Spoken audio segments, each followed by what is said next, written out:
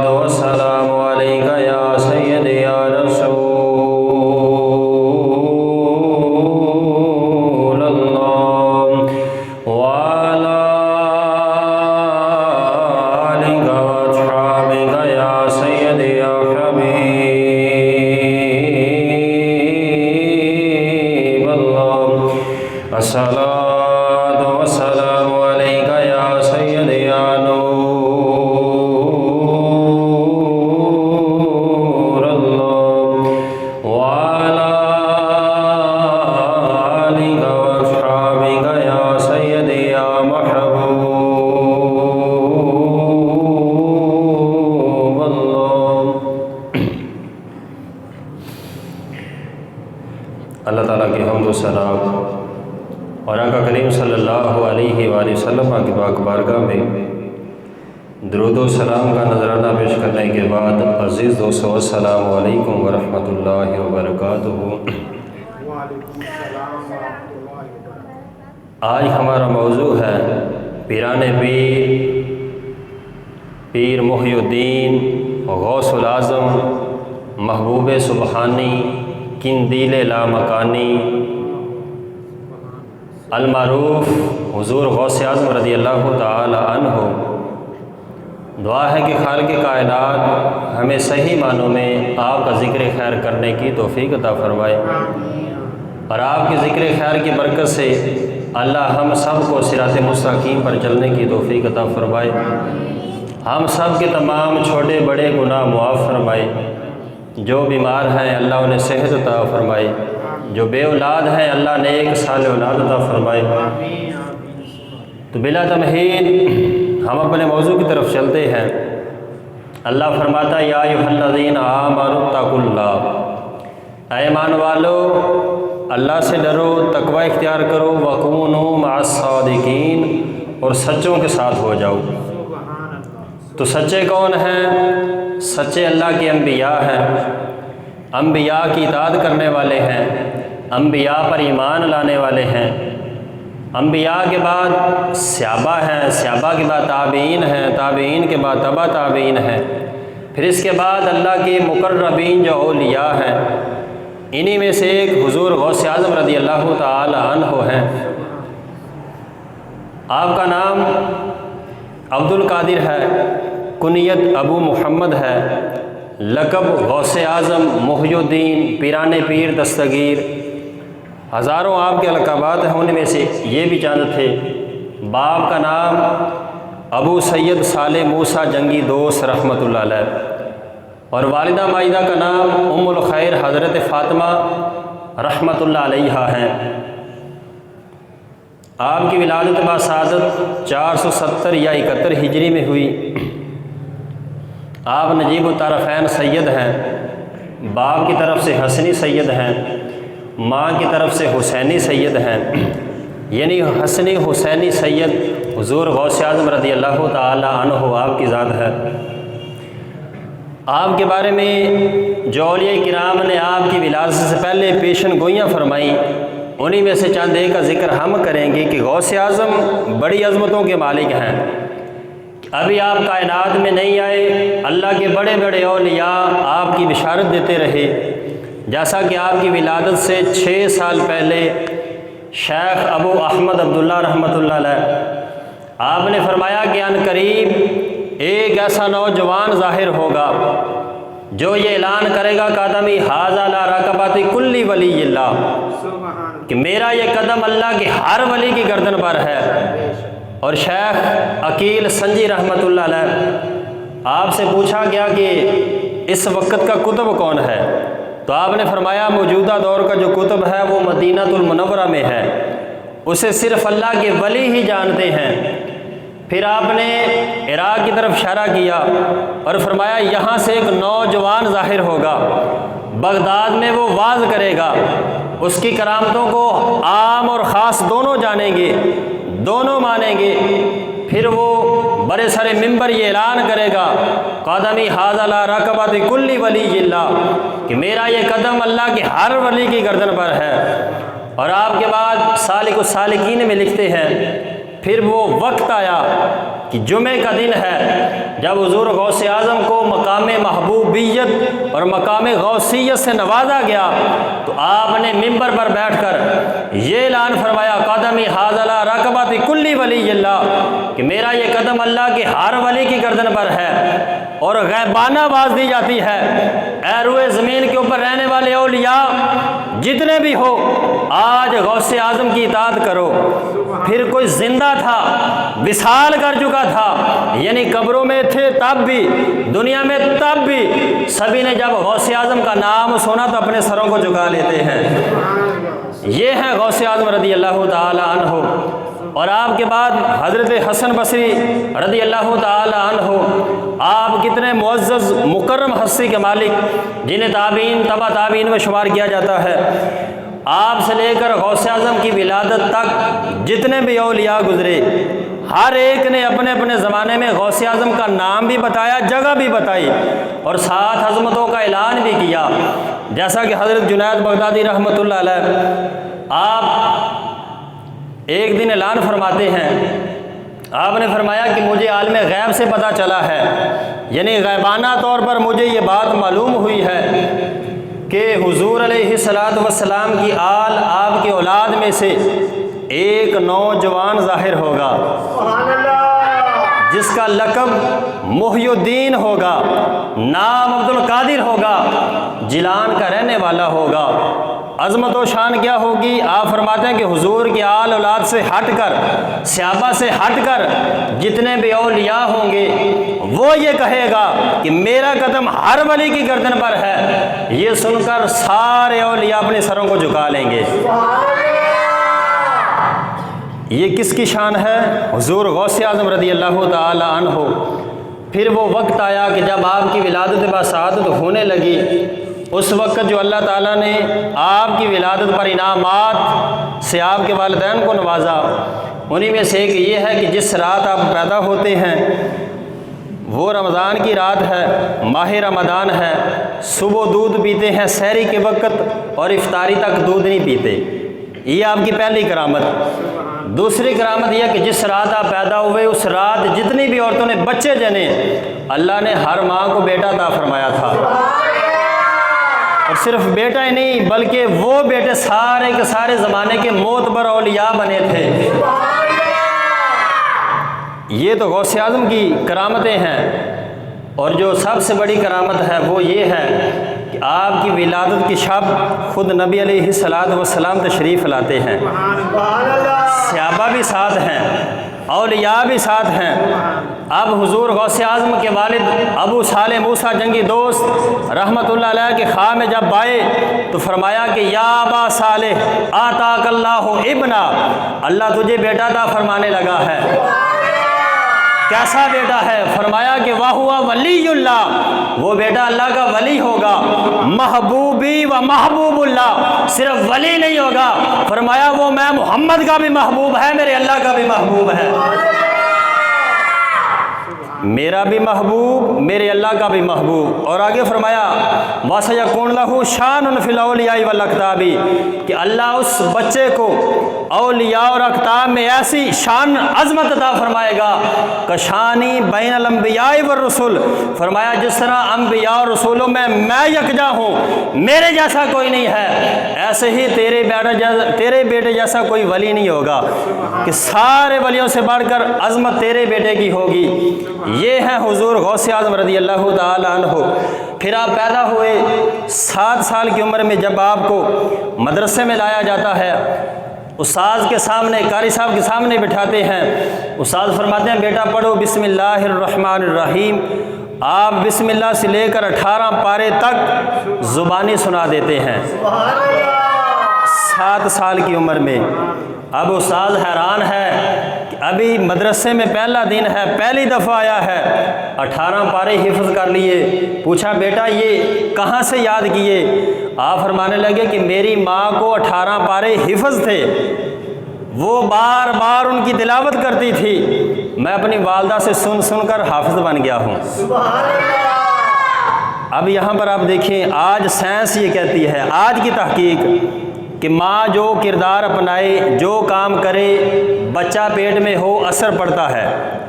ماں چنگا کرے مندہ کرے بچہ اثر لیتا ہے، یہ تو آج سائنس کہتی ہے، لیکن غوث اعظم نے کئی سو سال پہلے یہ ثابت کر دیا کہ ماں چنگی ہو تو بیٹے چنگے ہی پیدا ہوتے ہیں۔ کہ ماں کا اثر لیا نا، ماں قرآن کی حافظہ تھی، تلاوت کرتی تھی تو بیٹا بھی حافظ بن گیا۔ آج کیا ایسے نہیں ہو سکتا ہے، شرط یہ کہ ماں قرآن کی پابند تو ہو، نماز کی پابند تو ہو۔ پھر جناب وقت گزرا، آپ جب کھیلنے کے لیے تشریف لے جاتے تو آپ فرماتے ہیں مجھے غیبانہ آواز آتی عبد القادر تجھے ہم نے کھیلنے کے لیے تو پیدا نہیں کیا، سبحان اللہ، اے مبارک میری طرف آ، اے مبارک میری طرف آ۔ چلتے رہے، 10 سال کی عمر جب ہوئی آپ سے پوچھا جاتا ہے اے عبد القادر آپ کو کیسے پتہ چلا کہ آپ اللہ کے مقرب بندے ہیں؟ تو آپ نے فرمایا کہ جب میں مدرسے جاتا تھا تو میرے ساتھ فرشتے ہوتے تھے، وہ یہ اعلان کرتے تھے افسح المجلس علی ولی اللہ، اللہ کا ولی آ رہا ہے، جگہ کو کشادہ کر دیا جائے۔ یہ حضور غوث اعظم رضی اللہ تعالی عنہ ہیں۔ پھر وقت گزرا، باپ کا سایہ جب سر سے اٹھا، 18 سال کی عمر میں آپ علم دین حاصل کرنے کے لیے گھر سے نکلتے ہیں۔ سبب یہ بنا کہ آپ فرماتے ہیں کہ میں گھر سے نکلا، باہر ایک گائے یا بیل جا رہا تھا، اس کے پیچھے چلا کھیلنے کے لیے، جس طرح بچوں کی فطرت ہوتی ہے۔ تو چلتے چلتے اس بیل نے پیچھے چہرہ کیا، منہ کیا اور کہنے لگا کہ عبد القادر تجھے اللہ نے کھیلنے کے لیے تو نہیں بنایا کہ تو میرے پیچھے چل۔ آپ فرماتے ہیں کہ میں گھبرا گیا، میں بھاگتا ہوا گھر گیا، گھر کی چھت پر چڑھا، اللہ نے میری نگاہ سے سارے پردے ہٹا دیے اور میں دیکھ رہا تھا کہ میدان عرفات میں جو حاجی تھے وہ حج کر رہے تھے، صفا مروہ میں وہ سعی کر رہے تھے۔ آپ فرماتے ہیں کہ پھر میں اپنی والدہ کے پاس گیا، میری والدہ نے مجھے گود میں لیا اور میں نے عرض کی امی جان آپ مجھے اللہ کی راہ میں وقف کر دیجئے، میں دین حاصل کرنا چاہتا ہوں۔ میں نے آپ کو پہلے بارہا بتایا ولی وہ ہوتا ہے جو شریعت کا پابند ہو، علم دین سے واقف ہو۔ آپ فرماتے ہیں کہ میری والدہ نے مجھے چوما، بوسہ لیا اور روتے ہوئے فرمایا کہ ھذا وجہ لا راہ الی یوم القیامت، روتے ہوئے فرمایا بیٹا آج تو مجھ سے بچھڑنے لگا ہے، تیری زیارت میں قیامت والے دن ہی کروں گی، آج تو جا رہا ہے، آج کے بعد ہماری ملاقات نہیں ہوگی، تو مجھے نہیں دیکھ سکے گا، میں تجھے نہیں دیکھ سکوں گی۔ وقت گزرا، ماں نے وہ دینار دیے، جس طرح کی یہ مشہور کرامت ہے، آپ دینار لے کر بغل میں سی لیتے ہیں، والدہ نے سی دیے۔ 18 سال کی عمر ہے، کتنی ہے؟ 18 سال کی عمر۔ جب آپ سے یہ واقعہ پیش آیا، اس واقعے میں جب ڈاکوں نے مال لوٹ لیا تو پوچھا نوجوان تمہارے پاس کچھ ہے؟ فرمایا ہاں دینار ہیں، والدہ نے دیے ہیں، انہوں نے نظر انداز کر دیا، بچہ ہے، چڑھتی جوانی ہے، ہو سکتا ہے کہ ویسے کیا رہا ہو۔ دوسرا آیا، تیسرا آیا، بالآخر ڈاکوں کا سردار کہنے لگا کہ اس نوجوان کو میرے پاس لاؤ۔ آپ کو لایا گیا تو ڈاکوں کا سردار کہنے لگا کہ تمہارے پاس کیا ہے؟ فرمایا دینار ہیں۔ کس نے دیے؟ میری ماں نے دیے ہیں۔ تو اب ڈاکو کہتا ہے کہ تم جھوٹ بول سکتے تھے، تمہارا یہ مال بچ سکتا تھا۔ آپ نے فرمایا کہ جب گھر سے نکلا تھا تو ماں نے وعدہ لیا تھا بیٹا جھوٹ نہیں بولنا۔ میں کہتا ہوں ایسی تربیت ہونی چاہیے بچوں کی، بیٹا جھوٹ نہیں بولنا، جان جاتی چلی جائے، مال جاتا چلا جائے، لیکن میرا مان نہیں توڑنا تو نے۔ آپ نے جب یہ بات کی تو وہ ڈاکوں کا سردار رونے لگا، کہنے لگا کہ نوجوان تو اپنی ماں سے ایک وعدہ کر کے نہیں توڑ رہا تو میں کیسا بد نصیب ہوں جو ہزاروں وعدے کر کے اپنے مالک کی توڑ چکا ہوں۔ تو اس نے کہا کہ تو اپنی ماں کی لاج رکھ رہا ہے، سن آج کے بعد میں اپنے خدا کی لاج رکھوں گا۔ اب اس سردار نے توبہ کی، اس کے ساتھ 70 بندے اور تھے، انہوں نے بھی توبہ کی۔ غوث اعظم فرماتے ہیں کہ یہ وہ پہلے لوگ تھے جنہوں نے میرے ہاتھ پر توبہ کی تھی۔ اب یہ برکت کہاں سے حاصل ہوئی؟ توبہ کیوں انہوں نے کی؟ آپ کے سچ کی وجہ سے، کہ جب سچ کا دامن نہیں چھوڑا تو اللہ نے آپ کو یہ انعام دیا کہ ان لوگوں کو ہمیشہ کے لیے پرہیزگار بنا دیا۔ لیکن ہمارے ہاں رواج کیا ہے کہ ماں باپ خود ہی بچوں کو جھوٹ سکھاتے ہیں، تربیت ہی ایسے کرتے ہیں۔ یہ بارہا ہماری باتیں چلتی رہتی ہیں کہ ہم نے کسی کا قرض دینا، پیسہ دینا ہے، یا کسی سے کوئی چیز لی ہو دینی ہے، فی الحال موجود نہیں، اب وہ ہمارے دروازے پہ آتا ہے جناب ہمارا مال پیسہ واپس کرو۔ शोहर घर में मौजूद है, बाप मौजूद है, अब बेटा ये बेटी से कहता कि बेटा जाओ, उसे कहो कि पापा घर नहीं। ऐसा ही होता है ना हमारे यहाँ कि बच्चे को भेजा, उसे बोलो कि पापा घर नहीं। अब बच्चे ने हमसे ये सीखा कि झूठ कैसे बोलना है, फ्रॉड कैसे करना है। जब हम फ्रॉड नहीं करेंगे तो पक्की बात है हमारे बच्चे भी अल्लाह नेक बना देगा, अच्छे बनाएगा, वो कभी भी झूठ नहीं बोलेंगे। आप ये देखें कि अभी भी हमारी मस्जिद में ऐसे बच्चे आते हैं, वो कहते हैं कि कारी साहब इसने मुझे गाली दिया है। तो मैंने कहा कि तुमने गाली क्यों नहीं दी? कहता कि मेरे माँ बाप ने मना किया है, बेटा गाली नहीं निकालते। जब ऐसी तरबियत हो तो वो माँ बाप खुश नसीब ठहरते हैं। यही वो लोग हैं जिनके बारे में हज़रत इब्राहीम अलैहिस्सलातु वस्सलाम से अल्लाह ने फरमाया था, ऐ इब्राहीम आप मखलूक को बद्दुआ ना दीजिए, क्योंकि इनकी औलादों से मैं ऐसे बंदे पैदा करूँगा जो वो दुआ मांगेंगे तो मैं उनके माँ बाप को बख्श दूँगा।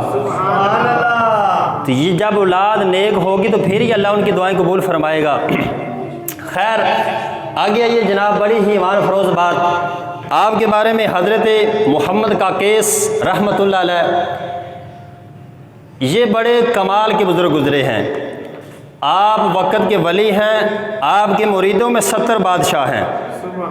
साहब लगा लें, पाकिस्तान का बादशाह एक ही है, वो शहबाज शरीफ हो या जो भी मौजूदा है, 70 बादशाह आपके मुरीद हैं, आपके झंडे तले चलते हैं। तो शेख अज़्ज़ाज़ रहमतुल्लाह अलैह फरमाते हैं कि मैंने हुजूर की जब ज़ियारत की ना, तो मैंने अर्ज़ किया, आका या रसूलल्लाह आपका काकेस के बारे में क्या फ़रमान है, आप उसकी अज़मत व शान के हवाले से क्या फ़रमाते हैं?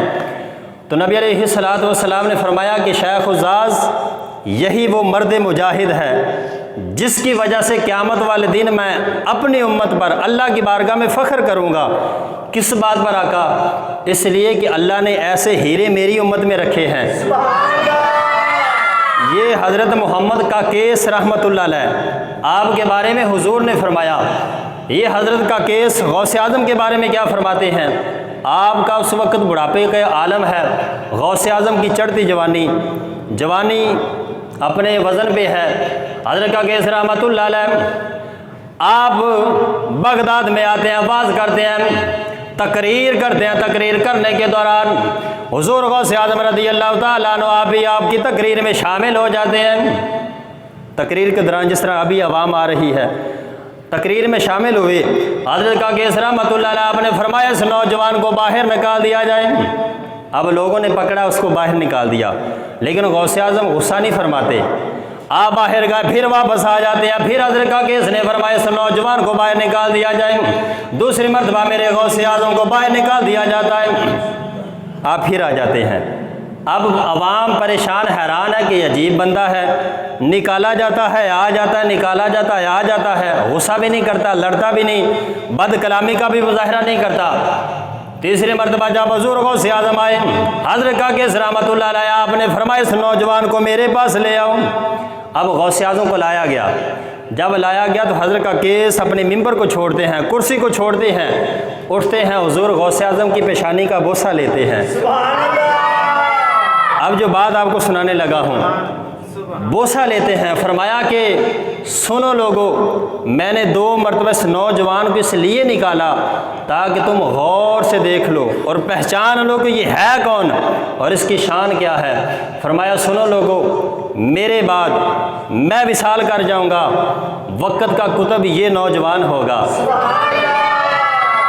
ये नौजवान होगा। फरमाया कि जो इसको मानेगा अल्लाह उसको नजात अता फरमा देगा। ये किसने फरमाया? हज़रत काकेस रहमतुल्लाह अलैह। इसके बाद आप फरमाते हैं कि ऐ अब्दुल कादिर, मेरे जाने का वक़्त आने वाला है, मैं बूढ़ा हो चुका हूँ, तुम नौजवान हो, तुम एक दिन ऐलान करोगे कि कादमी हाज़ अला रक़बति कुल्ली वलीयिल्लाह, कि मेरा ये कदम हर वली की गर्दन पर है। ऐ अब्दुल कादिर, मैं अभी से अपना सर झुका रहा हूँ, तुम्हारी अज़मत को अभी से मैं मान रहा हूँ। फिर आप अपनी दाढ़ी शरीफ को पकड़ते हैं, फरमाते हैं बेटा उस वक़्त मेरे सफ़ेद बालों का हया करना, लाज रखना। अब जो आपने तारीख़ी बात इरशाद फरमाई थी वो सुनिए, बड़ी आपने बातें सुनी होंगी। हज़रत काकेस रहमतुल्लाह ने फरमाया बेटा सुनो लोगों सुनो, बड़े बड़े औलिया आएंगे, हर किसी का मुर्ग बोलेगा, بول کے خاموش ہو جائے گا۔ اے غوث اعظم تمہارا مرغ ایسا بولے گا کہ تا قیامت بولتا ہی رہے گا۔ مقصد یہ تھا کہ تمہاری ولایت، تمہارے تذکرے تا قیامت لوگ کرتے رہیں گے۔ پھر ہم کیوں نہ کہیں سرکار غوث اعظم نظر کرم خدا را۔ نظر کرم تو آپ سب کو آتا ہے نا، تو آپ میرے ساتھ مل کے پڑھیں سرکار غوث اعظم نظر کرم خدا را، سرکار غوث اعظم نظر کرم خدا را، میرا خالق کا صبر دو میں فقیر ہوں تمہارا، سرکار غوث اعظم نظر کرم خدا را۔ اب آخری بات بڑی ہی مان فروز، یہ میرا یقین ہے کہ آپ پہلی دفعہ سنیں گے۔ یہ بات انوار البیان اور تفریح الخاطر کے اندر اور الاصفیاء کے اندر نقل کی گئی کہ جب نبی علیہ السلام نے حضرت فاروق اور حضرت مولا علی سے فرمایا تھا اے عمر، اے علی، یہ میرا جبہ لو، اویس کرنے سے ملاقات ہو اس کو میرا یہ جبہ دینا اور اس سے کہنا کہ میری امت کی بخشش کی دعا مانگے۔ یہ بات آپ نے سنی ہوئی ہے۔ پھر وہ وقت آیا کہ جب حضرت فاروق اعظم مولا علی کی ملاقات حضرت اویس کرنے سے ہوئی، آپ نے جبہ عطا فرمایا۔ حضرت اویس کرنی رضی اللہ تعالیٰ نے جبے کو لیتے ہیں، اپنا سر سجدے میں رکھتے ہیں، حضور کی امت کی بخشش کی دعا مانگتے ہیں۔ اب اسی دوران اللہ فرماتا ہے اے اویس سر اٹھا، تیری وجہ سے میں نے اپنے نبی کی آدھی امت کو بخش دیا ہے۔ مزہ نہیں آیا؟ یہ آپ کی روح ابھی ٹھنڈی ہوگی ماشاءاللہ۔ غوث اعظم کا نام تو سنیں آپ۔ اللہ نے فرمایا اویس سر اٹھا، تمہاری وجہ سے آدھی امت بخش دی ہے۔ عرض کی مولا ساری بخش، ساری بخش۔ اللہ نے فرمایا نہیں، تیرے صدقے آدھی بخشنی ہے۔ مولا جو آدھی ہے، اللہ نے فرمایا تیرے بعد ایک میرا محبوب بندہ پیدا ہوگا، وہ غوث اعظم ہوگا، عبد القادر ہوگا، محی الدین ہوگا، اس کے صدقے ساری امت کو بخش دوں گا۔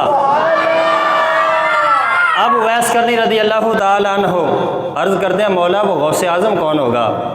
اللہ نے فرمایا کہ تمہارے بعد وہ میرے نبی کی آڑ سے پیدا ہوگا،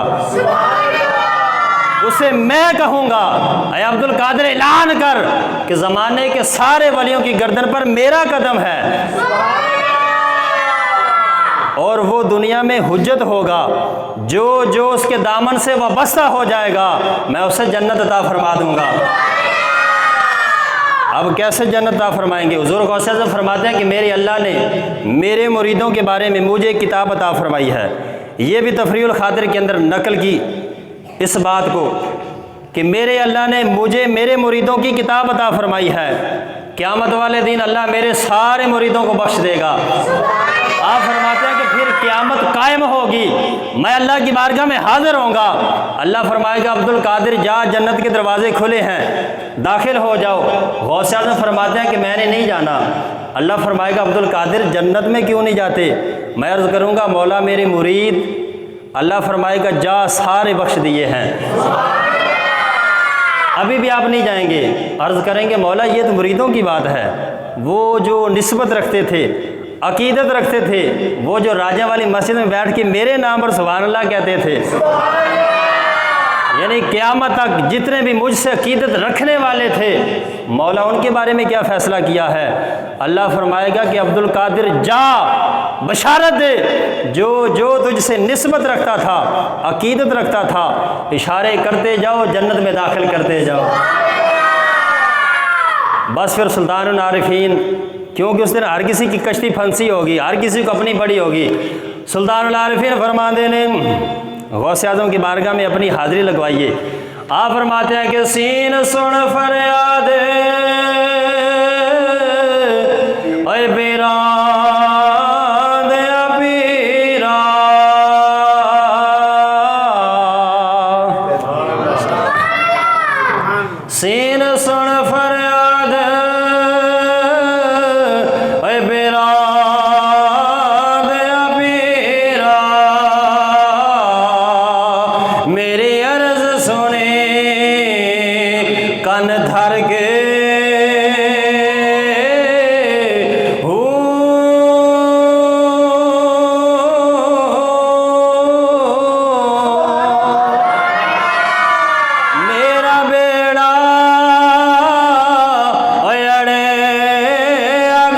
समंदरा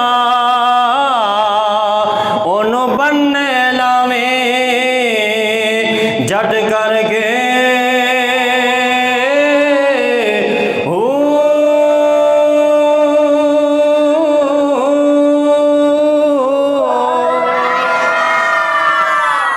वाखिर दावाना अनिल हम्दुलिल्लाहि रब्बिल आलमीन।